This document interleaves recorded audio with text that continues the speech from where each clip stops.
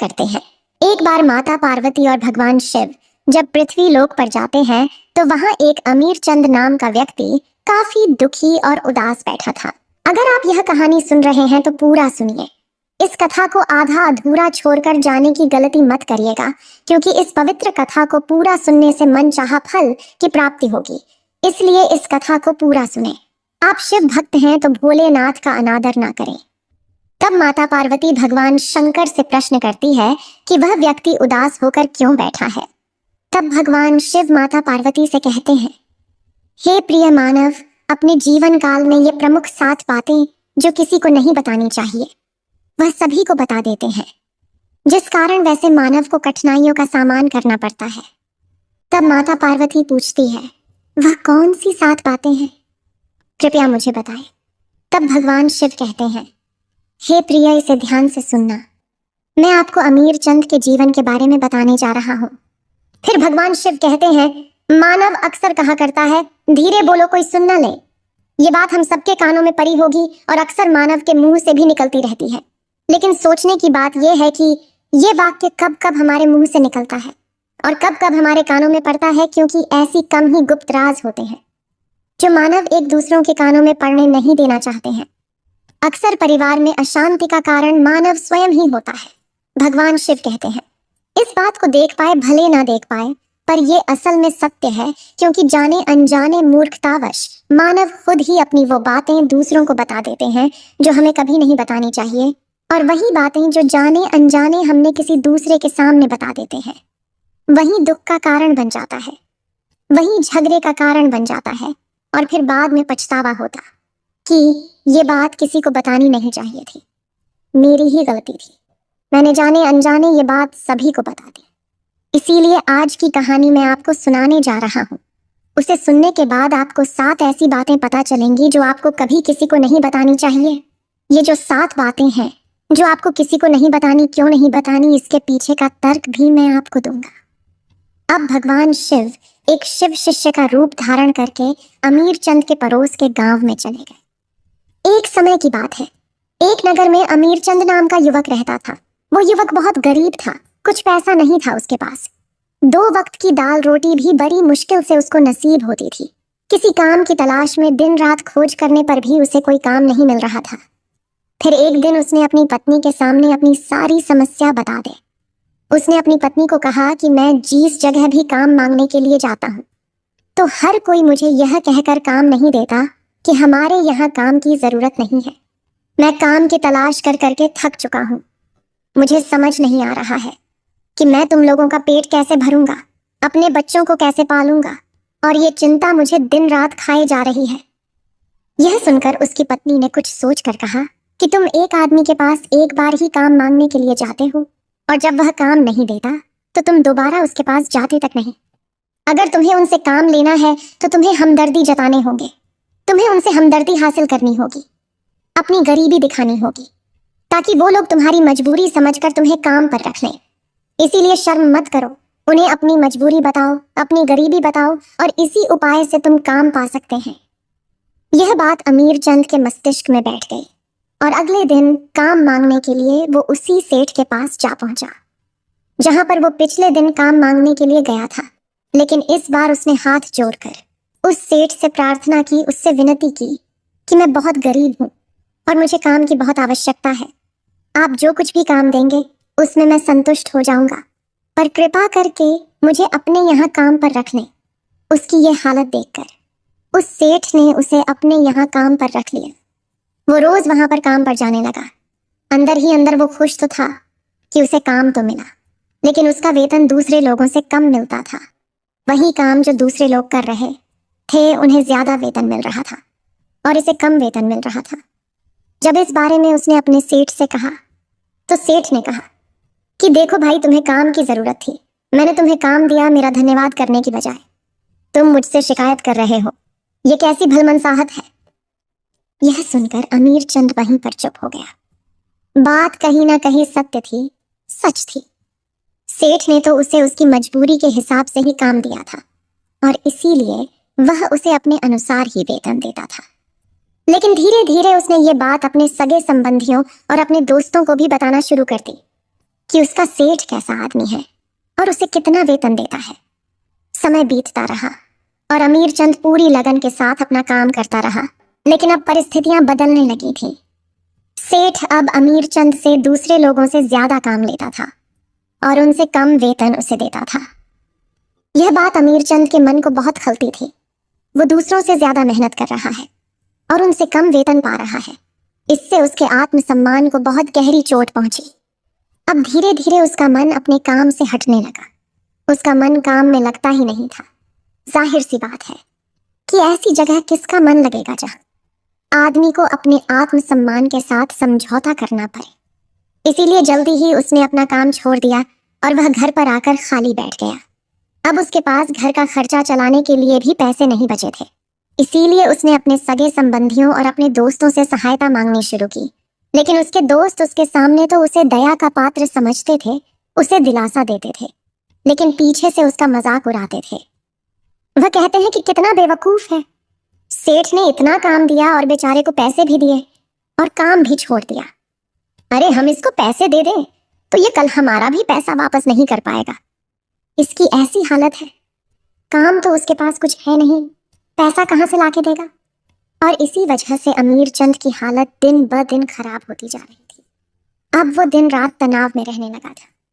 वही दोस्त, वही सगे संबंधी जो उसकी अपने होने का दिखावा करते थे, वो उसे दया का पात्र समझ रहे थे, उसके ऊपर तरस खा रहा था। सब लोग आकर उसे ज्ञान तो बहुत देते थे, लेकिन कोई सहायता नहीं करता था। और अक्सर ऐसा ही होता है, ज्ञान देने वाले तो बहुत मिल जाते हैं, लेकिन मदद करने वाले, उंगली पकड़कर हाथ पकड़कर आगे चलाने वाले कितने लोग मिलते हैं। एक दिन उसे पता चला कि पड़ोस के गांव में एक शिव शिष्य आया हुआ है जो बहुत ही ज्ञानी है। अमीर चंद इतना तनाव में था कि उसे कोई रास्ता नजर ही नहीं आ रहा था। इसीलिए जाने अनजाने वो उस शिव शिष्य के पास पहुंच जाता है। वहां पहुंचकर वह सीधे उनके पैरों में गिरकर रोने लग जाता है। वो रोते रोते उन्हें अपनी सारी परिस्थिति बताता है। उसे बताता है कि किस तरह उसके सेठ ने उसका फायदा उठाया और उसके सगे संबंधी उसके साथ कैसा व्यवहार रखते हैं। सारी बातें सुनकर शिव शिष्य ने उसे चुप कराते हुए कहा कि बंदे, ये सारी समस्याएं तुम्हारी बुद्धिहीनता, तुम्हारी मूर्खता के कारण उत्पन्न हुई है। अगर तुम्हारे अंदर विवेक होता तो इनमें से एक भी समस्या तुम्हारे चित्त को दुखी नहीं कर सकती थी, लेकिन तुमने अपने अविवेक के कारण, अपनी मूर्खता के कारण खुद ही अपने रास्ते में कांटे बिछा दिए। आज मैं तुम्हें 7 बातें बता रहा हूं जो भूलकर भी किसी को मत बताना और इन बातों का अनुसरण करना, तो बाहर से मिलने वाले दुखों को दूर कर ही सकते हो जो बेवजह दुनिया की वजह से तुम्हारे अंदर पनपते हैं। पहली बात जो किसी को नहीं बतानी चाहिए वो है अपनी मजबूरी। अपनी मजबूरी का दिखावा करके दूसरों का दया पात्र बनके उनकी सहायता लेने की गलती कभी मत करना। हो सकता है कि आज वो तुम्हारी मजबूरी देखकर तुम्हारी सहायता कर दें, लेकिन कल वो तुम्हारा फायदा उठाने से भी नहीं चूकेगा। और अगर फायदा भी नहीं उठाया तो दूसरों के सामने तुम्हारा मजाक बनाने में वो आदमी कभी नहीं चूकेगा। इसीलिए कभी भी अपनी मजबूरी का दिखावा मत करो। अगर घर में 2 रोटी है, सूखी रोटी है, तो वही खाकर सो जाओ, लेकिन दूसरों को इसके बारे में भनक तक नहीं लगनी चाहिए। जरा आप खुद सोचो, मजबूरी बताने का क्या प्रयोजन होता है। एक इंसान का या तो दूसरों से सहानुभूति हासिल करना चाहता है या उनसे कोई आर्थिक मदद चाहता है, लेकिन अगर दोनों ही परिस्थितियां आप देखें तो दूसरा आदमी आपका फायदा उठाने से नहीं चूकेगा, और अगर वो फायदा नहीं भी उठाएगा तो अपनी नजर में तो वो आपको मूर्ख ही समझेगा, बेवकूफ समझेगा, और दूसरों के सामने आपका मजाक तो जरूर बनाएगा। इसीलिए अपनी मजबूरी के बारे में कभी किसी को मत बताना। दूसरी बात जो किसी को भी नहीं बतानी चाहिए वह है अपनी अतीत की गलतियां और भविष्य की रणनीतियां। जरा सोचो कि अगर हम अपने अतीत की गलतियां किसी दूसरे को बताते हैं तो उसका क्या प्रभाव होगा। वो गलतियां ठीक तो नहीं की जा सकती, जाहिर है, तो उन्हें बताने का क्या प्रयोजन रह जाता है। आप अपने अंधेरे पक्ष को खुद दुनिया के सामने बता रहे हो, खुद अपनी गलतियां दूसरों के सामने बता रहे हो। इससे उस आदमी की नजर में आपका एक चरित्र घटित हो जाएगा और वो भविष्य में हमेशा आपको उसी नजरिए से देखेगा। इसीलिए किसी भी आदमी की नजर में अपना चरित्र गठित मत होने दो, और जरा सोचो कि आप व्यर्थ में ही अपनी भविष्य की रणनीतियां दूसरों के सामने बता रहे हो। जो लोग आपके काम का हिस्सा ही नहीं है, उनके सामने अपनी भविष्य की रणनीतियां, अपनी डींगे हाँकने का क्या फायदा। उन लोग आपकी सहायता तो नहीं करेंगे, लेकिन आपकी भविष्य की रणनीतियां में बाधा जरूर बन सकते हैं। आप खुद अपने विवेक का इस्तेमाल करिए और सोचिए कि आपके साथ भी ऐसा हुआ है कि आपने अपने भविष्य की रणनीति किसी को बताई हो और वो कामयाब ही ना हुई हो। जरूर हुआ होगा। जरा गौर से सोचिए। तीसरी बात जो किसी को नहीं बतानी चाहिए वो है अपनी घर की बात है। जो भी हमारे घर के अंदर आपस में बातचीत होती है, हमारे माँ बाप के साथ, हमारी पत्नी के साथ, हमारे बच्चों के साथ, वो बातें परिवार तक ही सीमित रहनी चाहिए। अगर आप इन बातों का दूसरों के सामने ढिंढोरा पीटते हो तो दूसरों को आपके घर में घुसने का एक मौका मिल जाता है और वह इसका फायदा उठाने से कभी नहीं झुकेंगे। वो आपके परिवार के सदस्यों को आपसे दूर लेकर जाने की कोशिश करेंगे। अक्सर ऐसा होता है, हम समाज में देखते हैं कि हम अपने घर के झगड़ों को कम करने के लिए उन झगड़ों को अपने पड़ोसियों और दूसरे सगे संबंधियों को बता देते हैं, लेकिन इससे आपको सहायता कभी नहीं मिली होगी, बल्कि आपके घर की लड़ाई झगड़े और ज्यादा बांट गए होंगे और ये जाहिर है वो बढ़ेंगे। अगर आप अपने माँ बाप की बात दूसरों को बताएंगे तो आपके माँ बाप को बुरा ही लगेगा कि हमारा बेटा हमसे बताए बगैर दूसरों को ये बातें बता रहा है। इसीलिए अपने घर की बातें और अपने घर के लड़ाई झगड़े किसी के सामने मत बताना। अगली बात जो मैं आपको बताने जा रही हूँ, जो किसी को नहीं बतानी चाहिए, वो सुनने पर बहुत अजीब लग सकती है, लेकिन उसका सत्य भी मैं आपको एक तर्क के माध्यम से दूंगा। मैं कहता हूँ कि अपनी आमदनी किसी को मत बताना। अब अपनी आमदनी न बताने के पीछे क्या प्रयोजन हो सकता है? जरा सोचिए कि आप अपनी आमदनी अपने दोस्तों को बता देते हैं, तो जब आपके दोस्तों को जरूरत पड़ेगी तो वो सिर्फ आपको ही याद करेंगे, क्योंकि उनको पता है कि अगर आपकी आमदनी ज्यादा अच्छी है तो आप ही उनकी मदद कर सकते हैं और इसीलिए ज्यादा लोग आपसे सहायता मांगेंगे।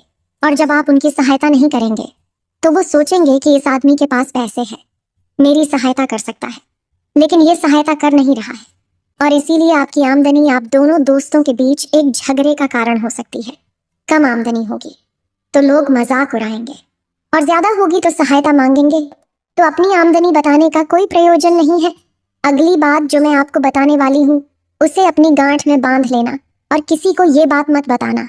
अपनी कमजोरियां और अपनी ताकत अक्सर इंसान को पता नहीं होता है कि उसकी कमजोरी या उसकी ताकत क्या है, लेकिन अगर आपको अपनी कमजोरी और अपनी ताकत पता है तो पहली बात तो आप बहुत ही बुद्धिमान आदमी हैं, और दूसरी बात कि आपको यह बातें किसी से साझा नहीं करनी है, क्योंकि अगर आपकी कमजोरियां दूसरों को पता चल गई तो आपकी कमजोरियों का फायदा उठाएंगे, और अगर आपकी ताकत पता चल गई तो वही ताकत आपकी कमजोरी बन जाएगी, क्योंकि वो ताकत दूसरे आदमी को पता है और वो ताकत की काट ढूंढ ही लेगा।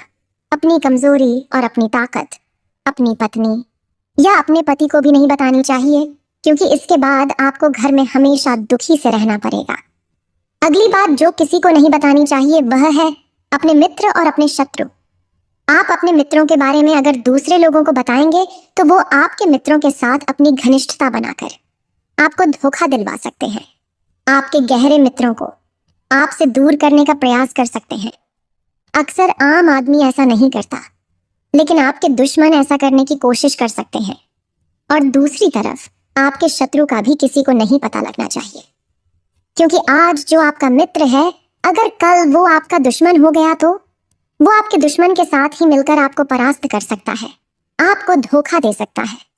इसीलिए अपने सबसे अच्छे दोस्तों को भी अपने दुश्मन के बारे में कभी मत बताना। अगली और आखिरी बात कहना चाहता हूँ कि जब तुम दान करते हो तो दान के बारे में भी किसी को मत बताना, नहीं तो दान करना व्यर्थ हो जाता है, बेकार हो जाता है। जब आप अपने दान का ढिंढोरा पीटते हो तो आप ये बता रहे हो कि मैं कितना बड़ा दानी पुरुष हूँ, और ये आपके अंदर एक अहंकार निर्मित करेगा। इसीलिए दान गुप्त रूप से किया जाता है, उतना ही अच्छा होता है, उतना ही फलदायी होता है। जब आपका बायां हाथ दान कर रहा हो तो दाएं हाथ को बिना पता चले कि बायां हाथ दान कर रहा है।